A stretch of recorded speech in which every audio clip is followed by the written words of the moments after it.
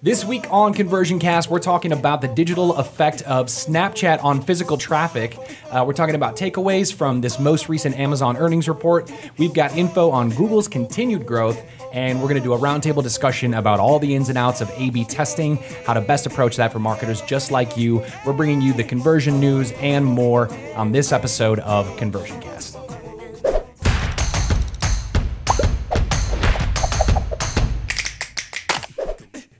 Hello and welcome to this week's episode of ConversionCast, brought to you by the team at Leadpages and Drip. As always, we're back with another week bringing you the conversion marketing news and all kinds of topics that mean the most to marketers like you. As with every week, I'm joined by a lovely cast of friends and colleagues and marketers alike. Liz, Bob, Anna. Hello. Hi. Hello. Hi. Welcome back. Great to be I get here. to officially say welcome back to all of you because we have no first-timers today. Yes. How's everyone doing this week? Pretty good. Fantastic. Yeah. We're going to kick things off right away with this week's marketing news. Anna, I know you have a marketing news story to kick things off with. It's a little bit of a broader lens, Sure. so work with me on this. I think that a lot of us are experienced in the startup space, and there are so many positives to the startup space, but there's some real challenges as well. And one of them is, and we talk about it a lot, I think we hear it talked about a lot, is work-life balance. What do larger companies do to approach this in a healthy way? And I was intrigued by an interview that Dustin Moskovitz from Asana did with Forbes. And I read the transcript. I didn't watch the whole interview. There's a video about it. And he talks about the role that mindfulness has played in Asana's culture. Asana's not a baby company. Mm-hmm.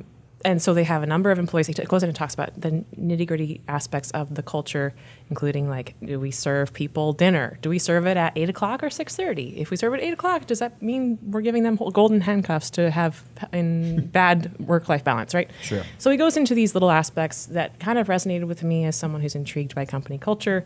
But one thing that came up over and over again was the concept of mindfulness, and how does that play a role in the individual folks at the company? How do they look at this in terms of their hiring process? And it plays a major role. And he says, it comes up a lot in hiring, and it comes up a lot in the decisions they make for the company. Yeah. I think this is a good piece to look at for folks who are in a marketing space, because so often we're hit with pay attention right now to this urgent stuff. And so rarely do we take time to check in with ourselves and restore a sense of calm and equilibrium. And it was a good reminder for me. Awesome. Yeah. Awesome. Yeah, that pace can be unmatched, especially Dustin Moskowitz, now of Asana, formerly of Facebook. Right. Co-founder. Co-founder. Mm-hmm. He knows all what he's about talking that about. fast-paced growth. Yeah, for sure. Good reminder. Mm-hmm. Next up, Bob, what do you have for us in conversion marketing news this week? Yeah, so not too long ago, Amazon reported their quarterly earnings, and that's pretty impressive stuff, because they're a big company. And Just Jeff Bezos was the richest guy for a little while, and then he dropped down. Yep. I'm sure he'll be back again. But what was really intriguing to me was the line item about their advertising revenue channel. So we all think of Amazon as both a retail center, and I think of it as also the AWS machine, right? Yep. They're getting huge profits out of their digital marketing services, but they're also growing an advertising channel for companies like us or e-commerce people to post their sponsored products. Yeah. But they're also growing a digital display network to rival Google's display network. Sure. So Intriguing. you're going to be able, and you already are able to publish your ads through a network of websites that are not Amazon to promote your stuff. And that grew 53%, which they said slowed down a little bit from before, but that's still remarkable growth, 53% just in the advertising channel, and they're ramping up their sales personnel to sell even more. So if any company like us, I talked to our paid media person, we're not on Amazon yet, but it's a new channel we should be exploring. And I think anybody out in the world watching ConversionCast, take a look. Even if you're not selling a physical product, take a look at Amazon's advertising channels and see how it works for you. Awesome. Very cool. Yeah. We'll keep it moving right away. Liz, what do you got in marketing news this week? All right. Well, mine's kind of a mix of old news plus new news. So I read this article in Adweek called Here's One Way Snapchat Plans to Make Mobile Revenue Outside of Its Own Advertising. Mm-hmm. So still kind of advertising going along those lines. And so the old news aspect of this is that in June, Snapchat bought a company called Placed, and it's a location tracking tech startup. And so what they do is they go into they anonymously track hundreds of millions of locations of different people. Wow. And Snapchat bought them in June, and now they're working together. And so the new news is that Snapchat is going to use this technology to find out if consumers saw an ad on Snapchat, and then they're going to use place technology to see if they then became a customer, like a physical customer in a store for an ad that they saw. Did you walk in? Yeah, did you walk in? And so the new news part of this is that STX Entertainment was using this to see how many people saw an ad for a movie and then actually went to go and see that movie. And they actually did find that people who saw ads across multiple platforms were 17% more likely to go into the theater. And STX also saw a drop in theater-goer acquisition of 34%. And so the main takeaway to that, I would say, is that I feel like a question I hear a lot in this space is, how do I know my online efforts are paying off in my brick and mortar store? Like if you just have a shop, how do I know that my ads or my landing pages or anything like that are getting people into my store? And this is just, I think this is a huge step in making those two things, like you for sure will have that data to back up that you know your online efforts are paying off big time in the offline world. Very cool. Very cool. That combination is, I feel like it's something we haven't really had much of. Yeah. So the proof is there. Before, I mean, you've always just sort of had this, like if I ramp up my online efforts and then I happen to see a boost in revenue in my brick and mortar store, like you just, that correlation, it must be leading to the other, but now it's proof that they saw your ad there in your store. Right. So. Very cool. Very cool. I have to do one quick one quick piece of marketing news because it relates so much with what you guys are talking about in the ad space. And that is just that Google also put out their earnings report. And Google had an even better second quarter than they had in their first quarter. Their AdWords revenue increased $3.53 billion over the previous year.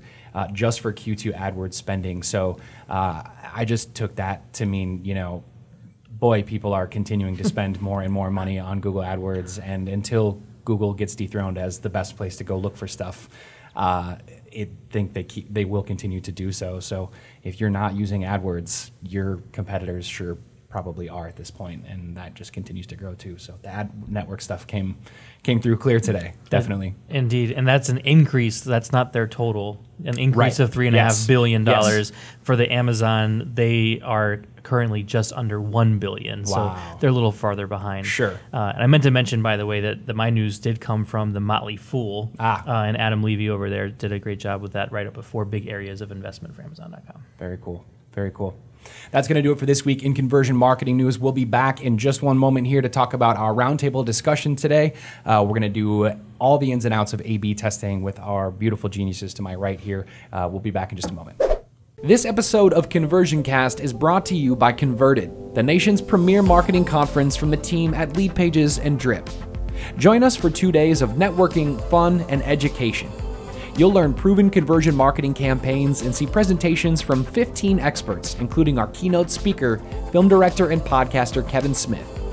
We hope you'll join us at Converted this October 17th and 18th in Minneapolis, Minnesota. Tickets are on sale now at converted.com. We are back on ConversionCast with this week's roundtable discussion, and today we're talking all about A/B testing, which I know my marketing experts and friends here have lots of experience in. I want to kick off today's discussion about A/B testing with some information that I know a couple of you are familiar with. It comes from an asset that we created as the Leadpages team, an ebook that was based on a 10,000 person survey from people who self-identified as marketers, and we actually asked those people about A/B testing. And we wanted to see kind of what that group's familiarity level was with A/B testing. And we got some interesting data that I want to share with you all to kind of just get the ball rolling here. Of those 10,000, just over 10,000 people, 44.4% of respondents said they do some sort of A/B testing, either weekly, monthly, or occasionally. 17.9% of respondents said they're not doing any A/B testing, but know they should be. 8.8% said they have no interest in A/B testing, And a whopping 28.8% of people said they don't even really know what A/B testing is. Oh. And I remember being pretty intrigued and taken aback by this this data the first time I saw it. Anna, what do you have to say to those people who say they have no interest in A/B testing? So that's a really good place to start, is figure out why the value is there. Sure. And obviously there's a disconnect for these marketers. 28% of them, that's a big number. Yeah. It's a very big percentage. And I think you have to get down to the philosophy of us as marketers. What are we working towards? It's towards conversions, right? How do you increase conversions? Most often it's through tests and promotions. Yep. And a lot of folks, I think a lot of folks tend to focus on executing. And sometimes testing doesn't feel like executing. Sometimes you do a test and you don't feel like you came away with any valuable insights.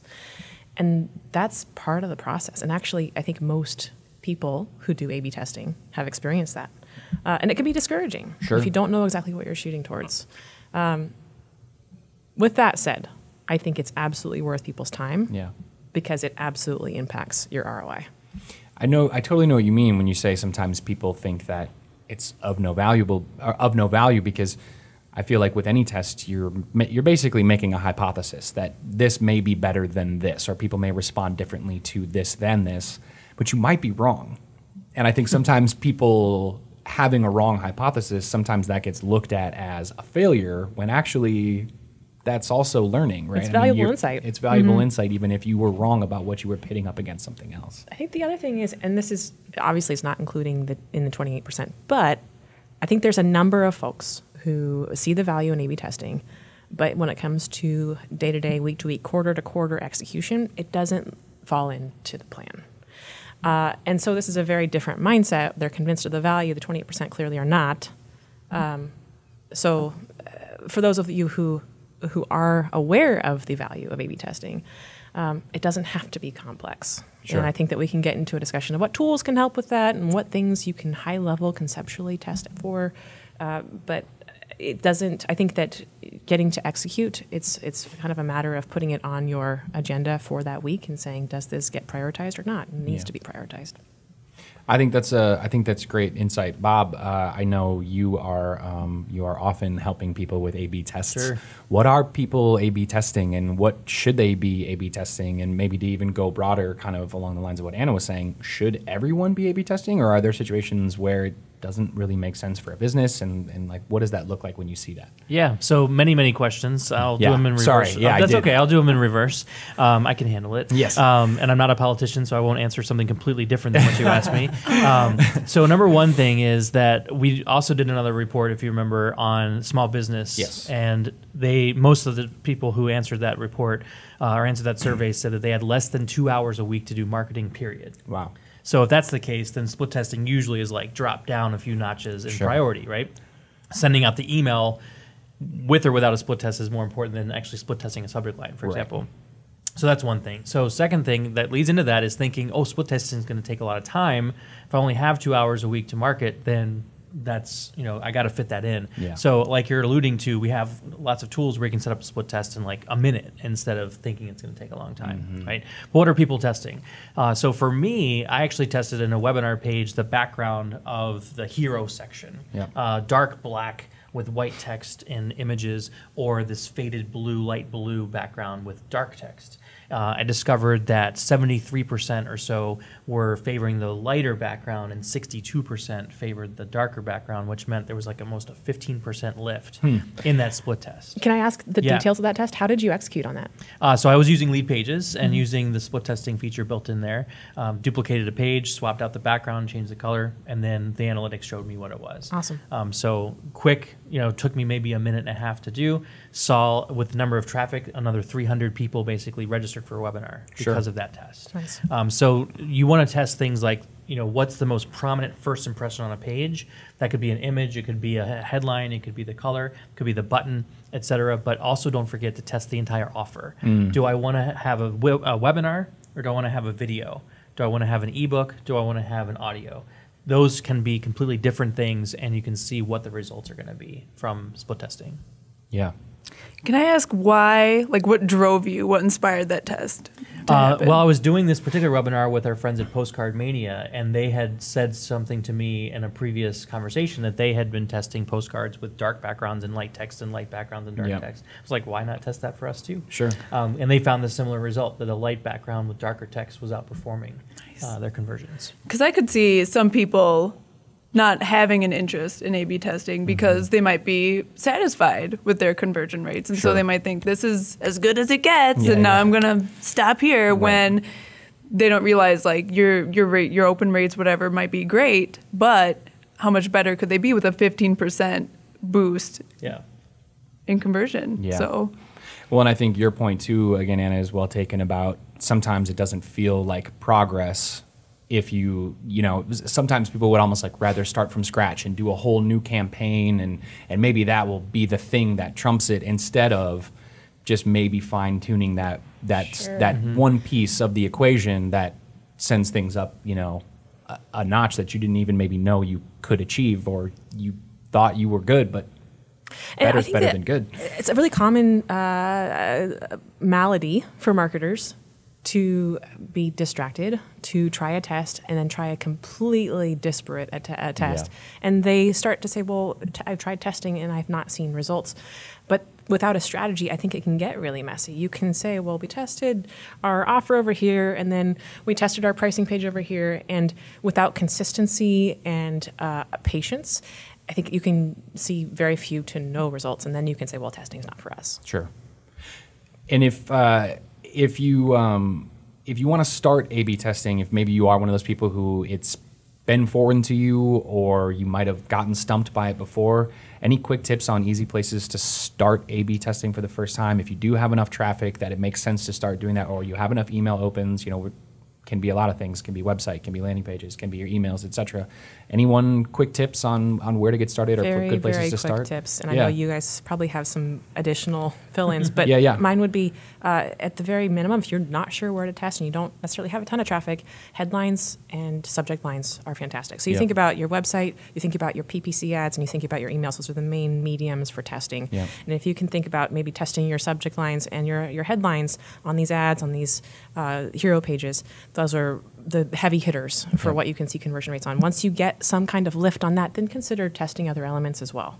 Yeah. So as far as tools go, you're speaking directly to like ad platforms that already have split testing included, like Facebook, and Google AdWords, many, if so most, do. Yeah, exactly. And then once they get to your site, using something like Visual Website Optimizer, using Leadpages, of course, using other tools that have split testing built in is always good. And then don't forget to split test your emails. So hopefully you're using an email platform that has a split testing of subject lines, the from name, even the sending time can be split tested. Drip does that. Other platforms may do that too. But those are all tools that I would be looking at. Not all of them at the same time, of course, but picking one and running with it and letting that test get to maturation. You mentioned this idea of patience. I think that's one mistake that we could make sure people are not doing. Ending that test too soon, because I think they either have a good winner or they have a loser, and they've got 70 visits. That's not enough to get confidence in that test. I think the patient marketer will say, you know, how can I find confidence here? Is it saying, oh, can I run this for a week and then tell my superiors that this worked or failed? And that's not the approach that I would recommend. You really need to say, well, you know, how many impressions, how much traffic do I actually have in this test? How many participants in the test do I have? And then hopefully your tool gives you some kind of confidence rating. And shooting for 99% is not bad. I think that is a better option than saying, oh, we got 90 or 95%. Sure. Great tips, great advice. Liz, any final thoughts to add? No, I was thinking along the same lines as Anna about copy, and even testing once you do test your headlines, and the really simple, like very obvious parts of copy to test like that. Even test the length of the copy within your landing page or your email. See if people appreciate a longer form copy in an email that explains things a bit more, or if they appreciate maybe a bulleted list that sums everything up just as well. So awesome. Good tips, good advice from all of our conversion marketing experts to my right here today. Thanks for joining us for the roundtable. We'll be right back in one more second with our social Q&A to answer some questions from viewers and guests just like you. So we'll see you in 1 second.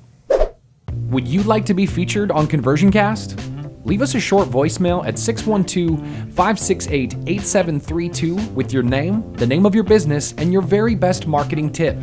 You could be featured on an upcoming episode of ConversionCast just like this. So give us a call and share your marketing expertise with us. We can't wait to hear from you. We are back. Thank you for joining us on ConversionCast this week. We move now to our social Q&A section where we answer questions from viewers and listeners just like you. So today we have two questions that came in through the Leadpages and Drip social media accounts on Facebook or Twitter. You can hit us up there. We have a question from Peter Andrew who wants to know, we can produce great content. How do you recommend we distribute that content for our new business when we have a lack of social media, lack of an email list, and a lack of website traffic? Kind of a common conundrum for people who are starting out. If you have the tools to write something or make something, but you need an audience and a place to start. Any fast tips for Peter on where he can go with his great content he's producing? Well, a couple things jumped into my mind first when I read this question. And that was number one, even though it might seem fruitless to begin with because you don't necessarily have that traffic or that audience that you are dreaming of having someday, still keep producing content and posting it. If you have a website, make a blog, start your search engine optimization strategies and keep producing content so that you do build your rankings on Google and people can find you in the industry when they're searching for your different keywords. But the second thing that popped into my head is if you don't have that traffic and you don't necessarily have that platform yet with a huge audience, guest blogging, guest posting, getting onto platforms that do have an existing large audience that you can turn to and get your name out there, which also means if you are on a social channel, if you're just starting your business and you sign up for different social media platforms, connecting with other big players or people, in the small and medium business space in your industry. And so that you can get their audience's eyes on your own products so that you can start building that traffic. Definitely. I like that idea of tapping into places where people already are. Even if those people aren't coming to you, you have to go to them in those situations. I mean, we think about things like, we still talk about things like Reddit and forums where if you can add value to people, people will find it inside of those communities and those spaces. So I think those are all really good Piggyback ideas. thought on that real quick. I love what Liz is saying about accessing channels or friends or network partners that can help you out with this. Personally, I've had folks come to me and say, hey, you know what? I've got this event. Please share it on social. And of course I'm going to share it on social, And so there's nothing wrong with going to even your friends and saying, hey, I'm going to shamelessly promote this. Ask for what you want, right?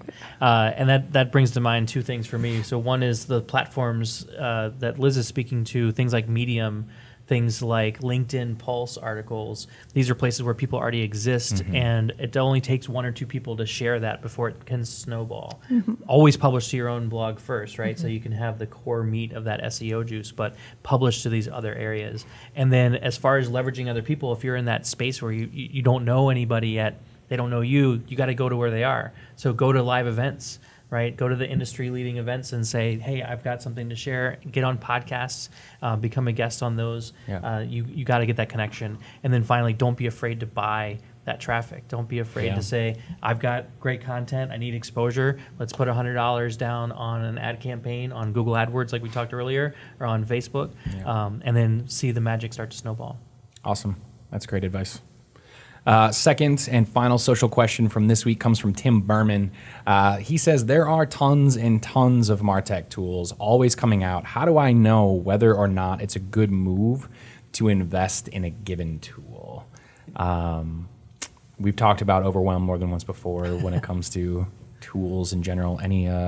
Any takes or tips for Tim here? I tell you what, Tim, great question. And I come at this from a mindset angle first, and then maybe we can chat about the actual quality of the tool. How do you evaluate it? Sure. So first off, I always ask people to ask themselves a question. Did the last thing I buy have an ROI? Did I actually use it? Did I actually execute it? And if the answer is no, then you have a secondary question. Was that because of me, or is that because of my tool? Sure. And if it's the tool that I chose and it didn't work out, then guess what? that's on the tool. Right. But if it's because of me and being overwhelmed, then I should never buy another thing until I execute on at least one other thing that I bought. I So love for what you're saying here, because if you have a fantastic product review and you have a peer or somebody who says, yes, it's going to work for you, it doesn't matter if you cannot solve for you first. That's right. I mean, shiny object syndrome is common among entrepreneurs, and it's a real saboteur towards any kind of success. So that's the main mindset piece is like, did I actually use something last time? Because otherwise, I'm going to have that same pattern repeating again. Yeah, absolutely. This reminds me, too, of something that, Anna, I know you say semi-often, which is about starting from a strategic point of view. I think sometimes we go, related to shiny object syndrome, cool tool, I can't believe it does that, without actually thinking, does this strategically align with something I already either am doing or wanted to do? That sometimes gets left out of the consideration process, and it's more exciting more than it is like, this aligns with something that I'm trying to do right now and will save me time, will save me money, etc. So yeah, it's got to be aligned with your goals, as you're saying. And then the other thing about what tools that you do actually evaluate, I'd say take people up on their free trials, take people up on their 30-day guarantee windows, and don't be afraid to get a refund if you need to, but use it and execute it as much as possible in that time frame. Don't let it linger and be some kind of shelf exposed tool in your box. Yes, that's great. Awesome. Fantastic stuff. That closes our social Q&A section. Thank you for all the sage advice to our conversion marketing experts here. Liz, Bob, Anna, did you have fun today? I did. Yes. Good. Awesome. As always, we'll have you back. And thank you so much for joining us today as well on ConversionCast. Wherever you're watching, listening, go ahead and throw us a like, a comment, a share. Again, as always, this show is designed to be for marketers like you. We want to make the best content we can possibly do to make your lives better. So let us know what you like, what you don't, and we'll keep striving to have this show be the best thing it can be for you. So thank you again for joining us on ConversionCast, and as always, we'll see you next week.